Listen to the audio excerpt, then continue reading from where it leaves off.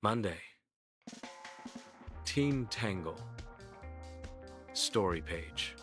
It was Maker Monday in Miss Lee's online class, and today's challenge was to build the tallest paper tower using only index cards and tape.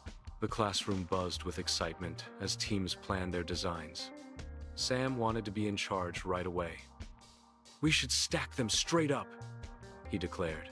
Riley disagreed, folding her cards into triangles.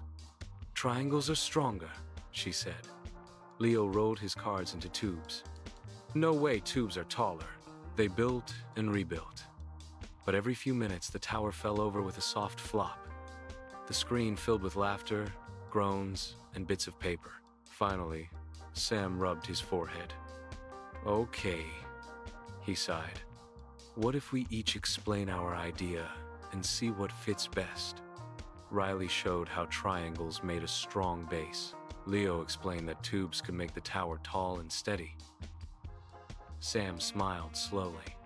"Let's use triangles on the bottom and tubes on top." They worked carefully, cutting, folding, and taping until whoosh. The tower stood high and proud.